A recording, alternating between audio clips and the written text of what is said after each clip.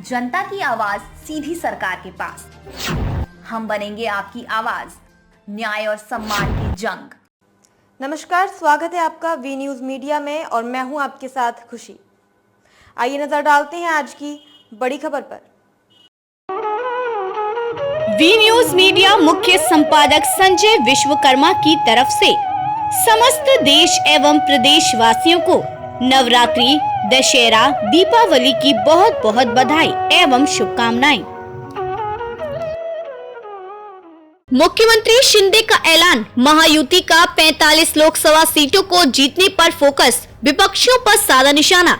महाराष्ट्र के मुख्यमंत्री एकनाथ शिंदे ने बुधवार को कहा कि महायुति गठबंधन अब अगले साल होने वाले आम चुनाव में राज्य की कुल 48 लोकसभा सीटों में से 45 सीटें जीतने पर ध्यान केंद्रित करेगा।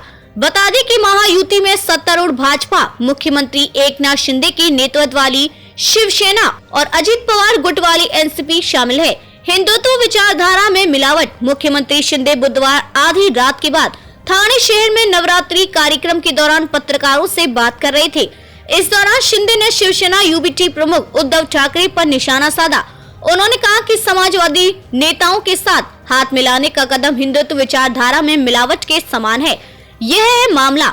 दरअसल शिवसेना ने 4 दशकों में पहली बार समाजवादी दलों के साथ हाथ मिलाने का फैसला किया है। आगामी लोकसभा चुनाव को ध्यान में रखते हुए शिवसेना का यह फैसला अहम माना जा रहा है। ठाकरे ने रविवार को राज्य में 21 समाज सेवी दलों के नेताओं को संबोधित करते हुए दावा किया था कि उनके साथ मतभेद मुख्य रूप से वैचारिक है, जिसे लोकतंत्र के लिए सुलझाया जा सकता है। उन्होंने यह भी कहा था, उनमें से कई मुस्लिम हो सकते हैं, लेकिन वे राष्ट्रवादी हैं जो देश के लोकतंत्र की रक्षा करना चाहते हैं। अयोग्यता याचिका पर बोले शिंदे, उनके और शिवसेना के अन्य विधायकों के खिलाफ दायर अयोग्यता याचिकाओं के मुद्दे के बारे में पूछे जाने पर शिंदे ने कहा, लोकतंत्र में बहुमत का महत्व होता है और राज्य विधानसभा में विधायक हमारे साथ हैं।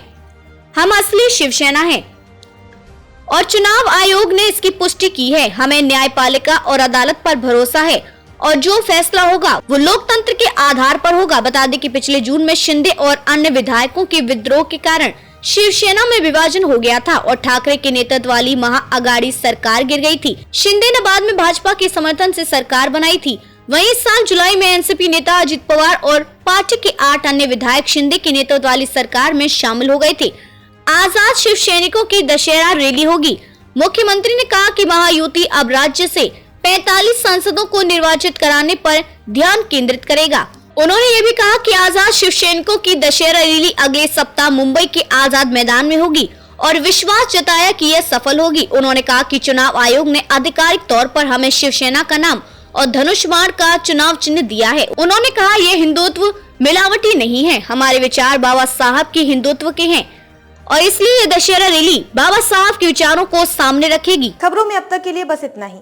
फिर होगी आपसे मुलाकात ऐसी ही एक और बड़ी खबर के साथ। तब तक के लिए नमस्कार और बने रहिए वी न्यूज़ मीडिया पर। ऐसे ही लेटेस्ट अपडेट के लिए हमारे चैनल को सब्सक्राइब करें और तुरंत नोटिफिकेशन पाने के लिए बेल आइकन प्रेस करना ना भूलें। और अगर आप हमें फेसबुक के माध्यम से देख रहे हैं तो हमारे चैनल को फॉलो जरूर करें।